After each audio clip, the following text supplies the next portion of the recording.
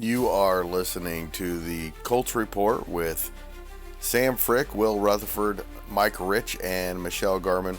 Our reaction to the Colts' 41-20 win over the Tennessee Titans on Sunday to improve to 3-0. We go position by position, unit by unit, and grade all of it, and have a lot of fun doing it. We will all be back on Friday to preview a big game in Los Angeles on Sunday, Colts and Rams. And after the game on Sunday, we will react to what we hope is another Colts victory. Shotgun snap to the rookie quarterback in the pocket. He's dancing. He's got time. Leaks it up and picked up. Kenny Moore is going the other way. A house call, an interception, and a touchdown. A pick six for Kenny Moore. They give it to Taylor right up the gut. Big hole, 40. Cuts back to his right. Spinning upfield, still going. Good. Slips out of the tackle. He's at the 20. He's at the 10. He's at the 5. Touchdown! Jonathan Taylor rips it from 46 yards out. Touchdown, I-N-D-Y. Yes, sir. You're listening to the Colts Report. This week with Sam Frick, Will Retherford, Mike Rich, and Michelle Garmon. And here's your host, Greg Mingelt. Welcome, Colts fans, to the Central Indiana Sports Report for this week's Colts Report, and it should be a fun one. I have with me Sam Frick of ANEC Sports, Will Retherford of Strictly Bias, Michelle Garmon of the Tipton Tribune and Elwood Call Leader, and our Pacers guy, Mike Rich, to talk about the Colts this week. And the first question, let's start with you, Sam. Is Daniel Jones the long-term answer as the franchise quarterback? Great question. Daniel Jones is 27, 28 years old, so he's still young enough. I guess you can still use him for a little bit of time if you would, but I think a lot of it with Daniel Jones is going to hinge on the offensive line. And so far, even with Chris Bauer being as divisive as he's been as general manager, one thing he has done well is building an offensive line at Indianapolis. So, and that's been the one thing that Daniel Jones has had success from, is a good offensive line for the most part. So I think a lot of it will hinge on, can we continue to invest on that offensive line? Can we continue to get the weapons around him to be successful? I think that's going to be key. And then more importantly is, can he continue to play stellar football without the turnovers? So far this year, turnovers have not bit us this year from our quarterback. Yeah, I think it depends on what your definition of a franchise quarterback is. I see a franchise quarterback that's going to win you a Super Bowl. Will he be the starting quarterback in 2029? Yes. No, he won't. No. Not 29, no way. He's going to get franchise tagged. He'll sign a 2-year extension. They'll have a buyout. He'll perform to mediocrity standards, and the Colts will look to go another direction in the draft here in the near future. If there's one thing the next 2 or 3 drafts have, it is promising NFL talent at the quarterback position. I don't see Daniel Jones being the quarterback in 4 years. If they do it the Packer way, you're right. They'll sign him to an extension. They'll draft a guy, let him come in. They'll have a couple drafts to decide. If a guy falls to him, let him come in, sit, and then go be successful. Love how Michelle says like the Packers, because there have been 24 different franchises that have tried that and doesn't work. It's worked with the Packers every time. Not everyone gets to be like that. And by the way, the next time the Packers try it, probably won't work either. It's just happened to work with those people, Michelle.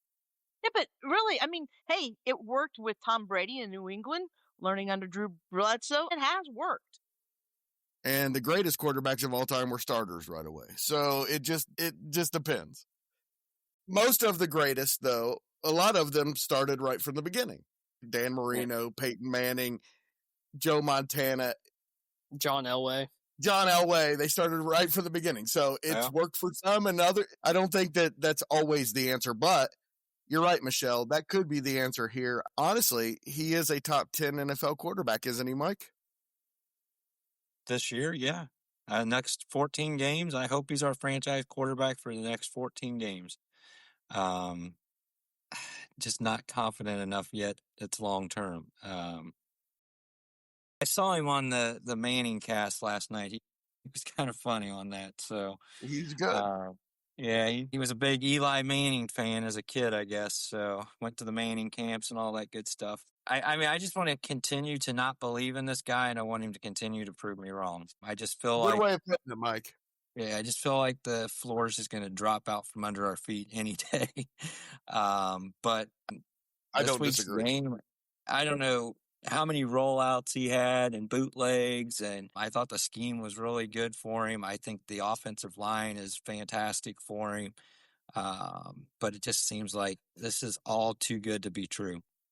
Yeah, but don't you think? I think he's got he feels so comfortable in this offense. He's got a great rapport with Stike. Listen to the broadcast the other day. They text each other all the time, Yeah. talking all the time. And sometimes that is it. And I think, I'm not saying he's a world beater, but I am saying he got terrible coaching in New York. I think that is being proven that Brian DeBoll is just awful.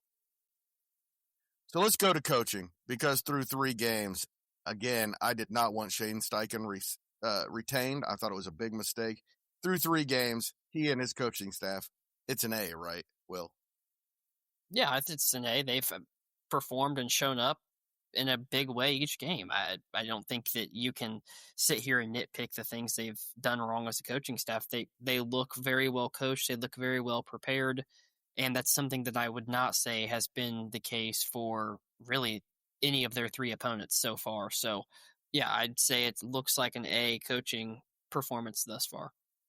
I mean, let's just put it this way. Who came into this year thinking that our defense was going to be the best form of offense so far this year? Our defensive coordinator has been the all season for us, if you were to be honest. And I know we're struggling a little bit at the linebacker position, but overall, when you look at the whole course of the season so far, one of the big reasons why we are a 3-0 so far for our best start since 2009 has been our defense, particularly against the pass, has looked really good so far this year.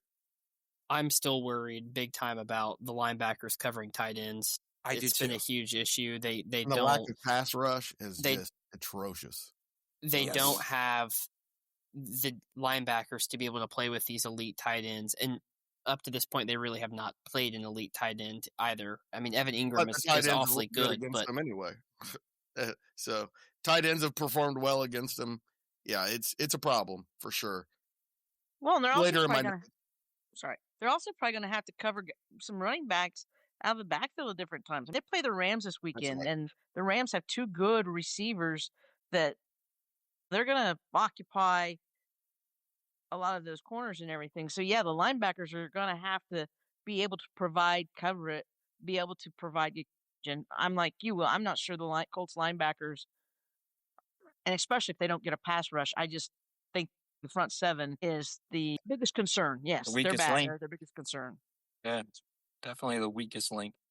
You upgraded a couple of spots, and that could change real fast, and that was kind of my point. Let's go with Jonathan Taylor, Mike. I mean, is he the best running back in the league? Right now, he's definitely the best running back in the league. He's on pace for 1,900 yards this year, so averaging a little over 112 yards a game. I mean, holding on to the ball, not losing the ball, not fumbling, just outstanding. Right? Breaking tackles, blocking for Daniel Jones, everything you want out of a running back. And I think that's what makes Daniel Jones even better, is having someone like that in the backfield. That's why I think that really highlights Daniel Jones' game. I think offensively, Jonathan Taylor is just fantastic. It's interesting you mentioned this, Mike, because Daniel Jones, when he was in New York, he had Saquon Barkley for quite a few of those years too. So it's interesting now in Indianapolis, you got Jonathan Taylor, who's playing like the running back the Colts invested when they first drafted him, and you're seeing a lot more success with JT at running back for the Colts and the offensive line we have right now in Indy. But in New York, he never had that type of success. So I just think it's very interesting that we've seen the connection with the offensive line and then our running back and Jonathan Taylor find the success for Daniel Jones to do what he can do as a game manager for the Colts, if you would. So I need to remind you, Sam, that Daniel Jones running back in New York was Saquon Barkley. Yes. He's had it pretty good when it comes to running back. Yeah, but even DeBoll didn't even use Saquon Barkley right. Look, his best years came after he went to a guy that knows how to scheme in Philadelphia. That's right. Yep. Let's also remember that Saquon was a stubbed toe away from not playing like half his season in New York, too. I mean, he was awfully injury prone and missed a lot of time. He's had a fair share of injuries. It's been good that Philadelphia's been able to get the output out of Saquon that they But did. they definitely did not use him right in New York. Definitely did I think not. they used him too much. That's part of the problem. I think that's he took they way didn't too get many him in hits. open field. They didn't do the things that you need to do with that kind of running back. And they tried to run out of the same formations all the time. This was my problem with last year with the Colts is everything was so predictable. And this year, and we're going to talk about it with the offensive line coming up, they've been amazing. The offensive line's been amazing, but the offensive scheme has made their jobs a lot easier. They have defenses off balance. Every time a player comes close to Daniel Jones, he dumps the ball off. They know exactly what's coming from these defenses. And the offensive line has been really good, but how much of that has to do with coaching? Some, but I think a lot of it was they upgraded. I'm sorry. I thought Kelly was really good center when he came out, but the last 2-3 years, he really was. I mean, he wasn't. I mean, the injuries and the things that he had going, he wasn't at that same level. And they upgraded at center, and they've got a new right guard too, right? They've got a couple new positions. I'm not sure if they. And let me tell you about this right guard. He's the best guard on this team. I'm just going to say it right now. Matt Gonzalez is the best guard on the team. I don't know if you get paid for like Nelson hate, but it's outrageous. I've watched every play of every game and watched both of them on every play of every game. And Matt Gonzalez is a better player than Quentin Nelson is. I don't agree with that. So I can't agree with it either. There's no way. I can't. Go back and watch and tell me I'm wrong. But I'm going to agree. He's with played Greg, well, but and I like Quentin Nelson, but I am going to agree with Greg. The films that I've watched, he's better. Quentin Nelson has done a little bit better job this year against certain things. He's not been bad, but especially when he gets to pull, but I like the other guard. I really do. I'm like you, Greg. I like him. Good. Especially in short yard. He's even tough. The only problem I had with him the first 2 games was his downfield blocking was a little out of control. And this last week, he was in control. He sprung Taylor once with his downfield blocking, and they run behind him, by the way. Jonathan Taylor, it looks like, prefers to run behind the side with Gonzalez and Smith over Ryman. Run right. And every time they're at the 1 yard line, guess where they go? They go behind Gonzalez. Yep. I just think we're watching different tape. No way. But hey, it's a good problem to have, though. When Gonzalez is having a really good season and then you have Quentin Nelson there, it's still a good problem to have if you're a Colts fan right now. We'll see who makes the Pro Bowl. I mean, because of reputation. That Quentin doesn't Nelson mean is anything graded either. as Quentin Nelson made the Pro Bowl 2 years ago and didn't deserve it. He deserves it every year. Quentin Nelson came is out of Notre Dame. The 4th highest graded interior lineman in the league. Like, I think the tape must be telling a different story. I would like to see the stunts. I'd like to see what the run gap looks like on Quentin Nelson's side, but I can't imagine that all these aggregator sites doing the statistical analysis on offensive line win rate would be lying about Quentin Nelson versus Gonzalez. Nelson's been very good. It's possible he grades a little higher, but from what I see, he's the second best. It's also easy to sit here and look at the tape individually, but the run protection most of the time, I would beg to say, and I've not watched all the tape, but Bortolini is helping Gonzalez out a lot more than he's helping Quentin Nelson. That's a good Especially, point. Yes. Most times you're going to have a 1 tech and a 3 tech, so you're not going to have anybody head up over the center. So in a run, they're going to help to whatever side the run, and then they're climbing to second level. If they're running to the right side and there's no 0 tech, which is somebody, just for people listening, is somebody that is head up over the center directly. So 1 tech would be an inside to a shade on either side of the center one way or another. So you're going to have that center is going to be helping to whatever the run block side is. And depending on the run stunt, you're probably going to get Quentin Nelson by himself on an island way more than you're going to get Gonzalez. You're going to get a lot more help from Bortolini running to the right side. All right, whether you agree with me or not, Colts fans, it's something to keep an eye on, and I think we've got 2 Pro Bowl guards on our hands. How about that? I agree with that. He's played well. I just think it's a bit of a stretch at this point to say that he's the best guard. By the way, Braden Smith pass blocking this year, I think he's 100%. I'm not sure. I'd have to go back and watch every game. But has he been beaten once all year on a pass for a sack? I don't think so.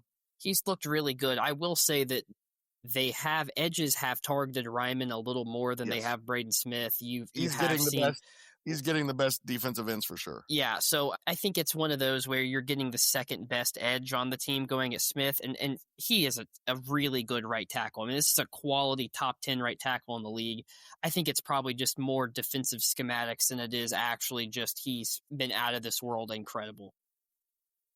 Yeah, I think Michelle was hitting a nail what she said about the upgrades, the offensive line. It has made it a lot easier for Braden Smith and Quentin Nelson and Gonzalez to do their job. And I think it's just been just those small little additions in the offseason with our offensive line has made a huge difference on this Colts front line. One thing I do think it is interesting and one I would like to see is the chip percentage that you're getting from Tyler Warren or the inside receiver there in the formation to see which of Ryman or Smith is getting more help, because that chip makes a huge difference for the tackle. It takes the defender, it slows him down just a millisecond. And honestly, when we're dealing with the ball getting out within 2.5 to 3 seconds, that's a big deal.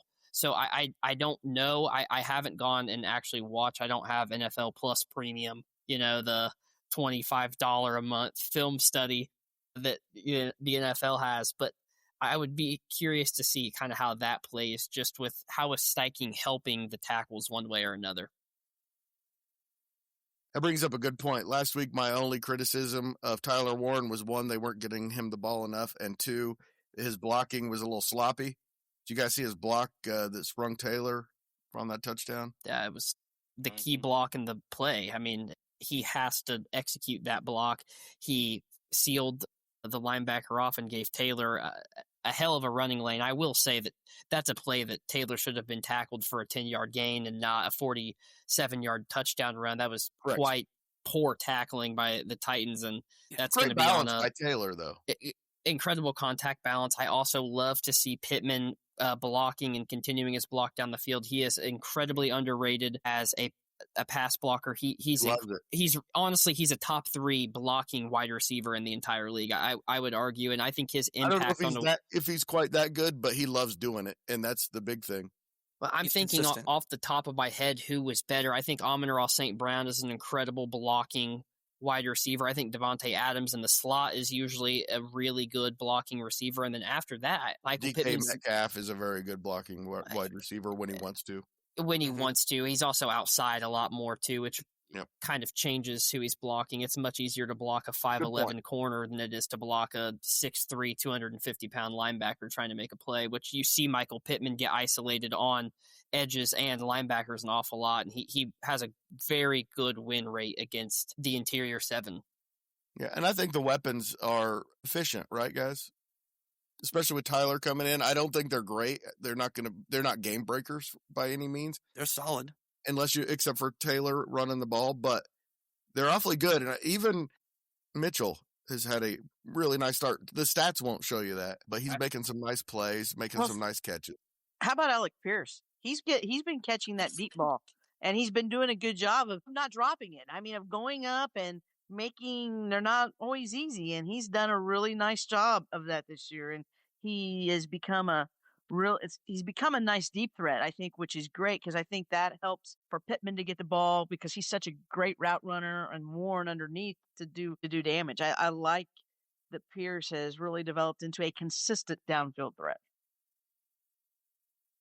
Yeah, I think Pierce is probably the most improved receiver we have in the room, except over last year.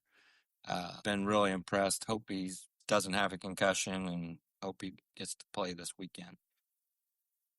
I would agree, because he is such a difference maker in terms of that deep ball threats, and that's something that would be kind of an X factor when playing against the Los Angeles Rams. Is that deep ball threat could be very useful in that game against the Rams, which I know we'll be talking a little bit about as we get closer to that game. But Alec Pierce has definitely improved a lot from last season. Obviously, Tyler Warren just makes such an impact at tight end. And then obviously, Pittman is the most consistent volume receiver we have. And on top of his blocking, he's just such a consistent target at wide receiver as well. It just makes Daniel Jones' life so much easier throwing the football. So, yeah, our weapons aren't flashy. They're not the biggest names out there, but they do a really good job of their roles. I think that if you look at the anatomy of our skill position, I think one thing that gets left, I think not talked about enough with Daniel Jones, is he has 3 huge body target receivers. Alec Pierce is running 6'3". He's built like a linebacker. He's huge. Michael Pittman is running at 6'4", 220. That's a grown man coming across the middle. Tyler Warren might be the biggest son of a bitch I've seen in my life in a football uniform. He looks like a Yeti out there. So athletic. He's so damn big. I don't know. I think it would be impossible to throw a ball not within Tyler Warren's catch radius. That's how big he is. And I think that helps Jones just with the ability to not have to be perfect on his target. If he's able to get it within that radius, I think it makes a huge deal. And I'm glad that I'm glad Pierce has developed so well, kind of like what Mike said, is he's such a big framed receiver. You figure that if he could just figure out how to catch the ball across the middle of the field, he'd be a big time play threat. And I think he showed that really in the Tennessee game, just how efficient he can be going across the middle of the field. And it's a very promising development to see that Reggie Wayne's doing a good job with the skill guys outside. Kenny Moore, guys. Kenny Moore. Best nickel in the league. Best nickel. Is anybody here not his favorite Colt? He's not my favorite Colt, but I don't know if I would say favorite Colt, but I mean, he's right up there. Man, he's great. Oh, yeah. Walter Payton, Man of the Year this year. I will tell you this. I'm so glad the Colts got a defensive coordinator that likes him and knows how to use him, because think about how much better that defense would have been had the last coordinator appreciated the talent and the skills and what Moore is so good at. And I think he probably very much so is the best. If he's not the best, he's one of the top 3 nickel DBs in the league. Definitely the best right now. I'm thinking on the all-time list, he might be way up there. By the way, I have him now the 5th best Colts defensive back in history, behind Bobby Boyd, Rich Volk, Jerry Logan, and Andy Nelson, who all played together on those great Colts teams, and maybe the greatest defensive backfield in the history of the NFL. Just wait until Mike Hilton. You have Mike Hilton and Kenny Moore rotating in and out. Might give Kenny the opportunity to go play outside and help match up against a 2 receiver. I think this Colts secondary with Mike Hilton as an addition is going to be really scary for teams. They've got a lot of flexibility one way or another. They have really played quite well. I'm excited about the secondary and their big play makeability. And having Charvarius Ward back changes everything. It's just, he is so smart. He controls so much. And by the way, they beat the Broncos without him. So that's a really good sign. Does he like, is it Mooney Ward? Is that what he likes to be called or something like that? Not Yeah, Charvarius. it's Mooney. Let's also remember that the Broncos wide receiving core, there are college teams with better receiving cores than the Broncos. Good point. So Good point. We made Franklin look like, might be the worst receiver in the NFL, look like he was an all-pro without him. But, again, no more Xavier Howard to worry about as long as Charvarius Ward's there. Right. Love Cam Bynum, too. Nice defensive backfield. As long as Xavier Howard doesn't. Yeah. Right? Xavier Howard did not look that great a couple weeks ago. He looked horrible. Great player, by the way. Great history. Borderline Hall of Fame level player. Was horrible. Well past his prime. Yeah. Was horrible in that last game. Almost cost him a game. And I mentioned that the front 7 needs help. They need 2 players, not just one. They need a linebacker and a pass rusher in order to really be a challenge to the best teams in the NFL. And I can't believe I'm saying that they're even that close, but they might be. Crazy. Yeah, excited to see what they look like in the trade deadline. I think they're going to be. I still feel like a Trey Hendrickson is not outside of the realm of conversation. Yeah. I could see it. And a linebacker who can defend the pass a little bit would be very nice. Mm-hmm. And also, this was for Will. Spencer Schrader, not a top 10 kicker in the NFL. He can't even make one from 60. There are at least 15 kickers now who can make them from 60. The jury's still out. Let's pump the brakes. But he does make kicks, and I love that. So he missed one kick out, so he's made 10 of 11, and one was over 50 yards. It's not bad. Yeah, anything inside 50, if you make it every time, you can be my kicker. Can we say one thing? The Colts punter finally, other than being the placeholder, he finally got a chance to earn his paycheck. Got out on the field, got to actually punt I forgot the who ball. the punter was. Roderick. Yeah, I remember there was a feature story back when Peyton Manning played about Hunter Smith being bored because he'd punted 6 times in 8 weeks. And so far, this offense has been better than that one, which is just nuts. This offense has been really good. We'll see this week against the Rams. Anybody think the Colts are beating the Rams? You got a chance. I mean, the Rams blew a 19-point lead against Philly last week. So, Well, by the way, everybody, we'll be previewing that on Friday, and I do think the Colts are going to beat the Rams. I just do. They got a chance. They have a just got chance. stuck. I don't think Puka and they have a Nakua, chance. so I don't think they'll get him. I do like it because we're going to see the Colts defense is going to probably get its first real test, because the Rams do have some more than one good receiver. Stafford, if you can't get a pass rush and you give Stafford all day, you're in trouble. Yeah, it's not going to be right now, pretty Rams on are Sunday. 3.5-point favorites right now in the betting odds. So we'll see how that goes. That tells me that Vegas is begging people to bet the Rams. Bo Nix torched the Colts secondary, and I know that was without Ward, but we really think Matthew Stafford's not going to be able to have his way. Yeah, with no pass rush, he's going to be able to have his way. I also think the Colts offense can do some good things. This shootout. It'll be a shootout. Thanks for listening. We'll be back Friday with our Colts Rams preview. Please join us for that one. Or just go subscribe so you never miss a single podcast. We also have IU, Purdue, Fever, Pacers, IndyCar, and high school football reports. If you subscribe, you won't miss any of them. We're at SoundCloud, Spotify, Apple, Amazon, YouTube, Twitter, Facebook, and Instagram. Go find us in all those places so you can keep up with what we're doing. Thanks so much. Central Indiana Sports Report is a product of ITG Media, and I love Susie.